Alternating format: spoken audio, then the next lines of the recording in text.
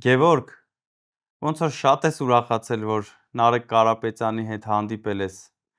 Լավ ես արել, որ ուրախացել ես, քո համար այդ շատ ուրախանալու բան է, բայց ամեն ինչից անկախ ուզում եմ քեզ տխրեցնեմ ու ասեմ, որ Նարեկ Կարապետյանը բոլոր նախարարների հետ հանդիպել է ու ամենակիչը քո հետ է հանդիպել։ Հա ու մի բան էլ, Տարոն Չախոյան, քեզ էլ եմ ուզում տխրեցնեմ։ Ես Հայաստանի Հանրապետության քաղաքացի եմ։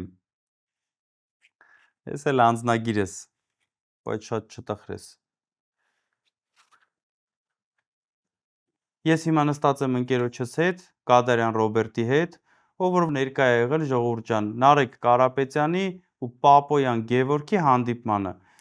Ռոբ ջան, խնդրում եմ, կներկայացնես հանդիպումը ինչի մասին է եղել ու ինչ եք խոսել։ Մենք ընդհանրապես բոլոր նախարարների հետ էլ հանդիպել ենք, քննարկումներ ենք ունեցել, ներկայացրել ենք մեր առաջարկները, որոնք կարելի ասել մեծ իմաստամբ ընդունվել են։ Վահան Քերոբյանի անարդար ազատումից հետո, երբ որ նշանակվեց էկոնոմիկայի նախարար Պապոյան Գևորգը, երևի կլիներ մոտավորապես 1 տարի, որ Նարեկը չէր հանդիպել էկոնոմիկայի նախարարության ներկայացուցիչների նախարարի հետ ու նեղսրտել էր մեր նախարարը, դրա համար ես եմ խնդրել պարոն Կարապետյանին հնարավորության դեպքում հանդիպել նախարարի հետ, ես էլ հանդիպումը կազմակերպել եմ։ Հանդիպման ժամանակ քննարկել ենք ձուլարանների աշխատանքը կարգավորող օրենսդրությունը, քանի որ էկոնոմիկայի նախարարությունը 1 տարի առաջ էր բերել արտահանման տուրքը, Ավելի շուտ, մի տարի առաջ, այո, 1 տարի շուտ սահմանեց արտահանման տուրքը, մոտավորապես 5 ձուլարան, միջին եւ մեծ, կանգնել էին խնդրի առաջ։ Ընդհուպ մինչև փակման խնդրի առաջ էին կանգնել, քան մարդ փակման խնդրի առաջ գործազուրկ էր մնալու։ Աշխատատեղերի կրճատման, այո, առաջարկը եղել է, ոնց որ պլանավորված էր 1 տարի հետաձգել արտահանման տուրքը, սահմանել 26 թվականին։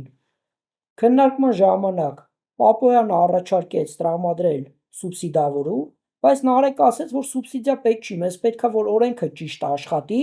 եւ գործարանները իրենց բնականոն աշխատանքը շարունակեն։ Ռոբ ջան, խոսեցիր սուբսիդավորումից, մի բան ասեմ, էլի, ժողովուրդ ջան, Գևորգը ինչ որ ուռճացված թվերից է խոսում, 3.5 միլիարդ է ասում, ինչ է ասում։ Ես ձեզ հեսա հստակ օրինակներով 2 օրինակ կբերեմ, մենք իրար լավ կհասկանանք։ Գրեթե 30 անգամ տարբերվող թվեր են։ Ես ձեզ հիմա թվերն ասեմ։ Ուրեմն տեսեք, մեր կազմակերպություններից մեկը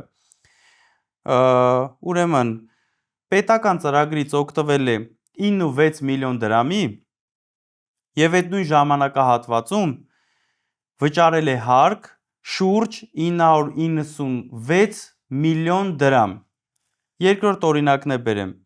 Ուրեմն տեսեք, մեր կազմակերպություններից մեկը 79.5 միլիոն դրամի օգտվել է պետական ծրագրից եւ այդ նույն ժամանակահատվածում